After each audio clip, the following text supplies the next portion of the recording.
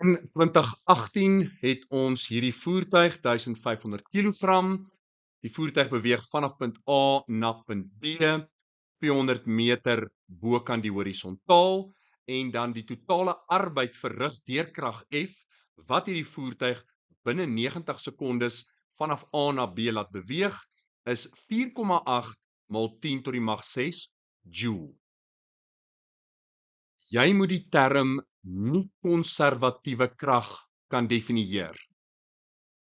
Krag is nie konservatief indien die arbeid wat dit verrig op 'n voorwerp wat tussen twee punte beweeg van die pad afhang. 'n Nie-konservatiewe krag is 'n krag wat nie behou word nie. 'n Goeie voorbeeld is wrywing. Energie word verloor in die vorm van hitte of klank. Daardie energie is nie meer beskikbaar om die voorwerp te beweeg nie. Wat beteken dit is nie konservatief. Engels is dalk bietjie beter, not conserved. Non-conservative because it's not conserved. Dit word nie behou nie. Nou moet jy die definisie toepas. Is krag F 'n konservatiewe krag? Ja of nee? Nou aangesien daar wrywing ter sprake is, gaan die arbeid verrig deur krag F afhang van die roete wat gevolg word. 'n Langer pad sou byvoorbeeld meer arbeid vereis. In hierdie geval hang die arbeid verrig nie slegs af van die begin en die eindpunt nie.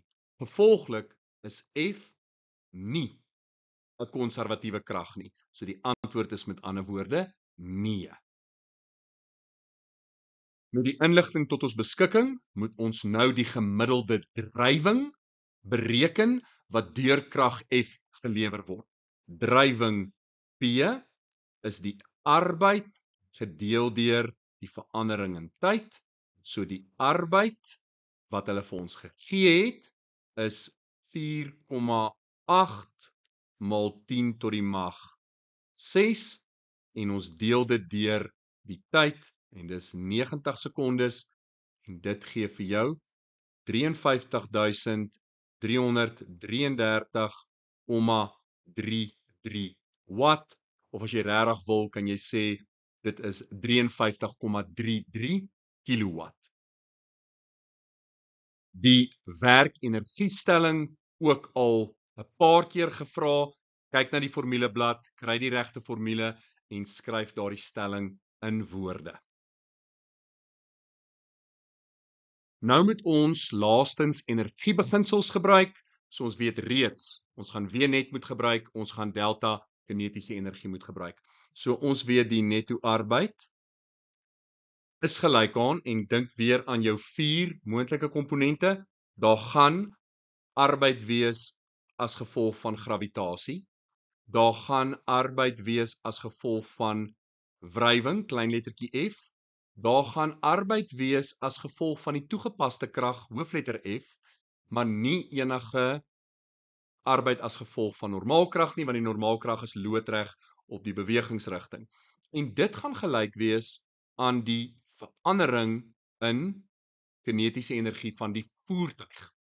So, ons kan dan gaan en ons kan die arbeid as gevolg van gravitasiekrag gaan wees massa maal met gravitasieversnelling maal met die verandering in vertikale verplasing maal met die kos van theta plus natuurlik die arbeid as gevolg van wrywing, klein lettertjie F, plus die arbeid as gevolg van krag F, en dit is gelyk aan half m finale spoed gekwadreer minus die aanvangsspoed gekwadreer.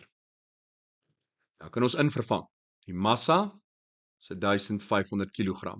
Gravitasieversnelling is 9,8. Verandering in vertikale hoogte 200 meter. Dan maal met die kos van die voertuig beweeg opwaarts, gravitasie is afwaarts, daardie is 180 grade plus die arbeid as gevolg van wrywingskragte plus, en dit het ons reeds voorheen gesien, dis aan ons gegee, dis 4,8 maal met 10 tot die mag 6. En dit alles is gelyk aan half maal met die massa wat 1500 is, maal met die eindspoed, en dis 25 meter per sekonde, en dit gaan ons bloot kwadreer, minus 0 gekwadreer.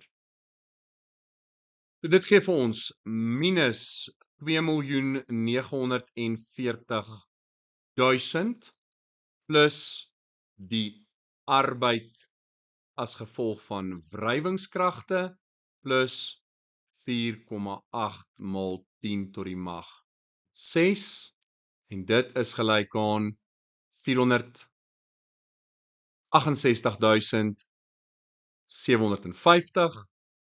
en dan is ons finale antwoord gelyk aan minus 1.391.250 joule.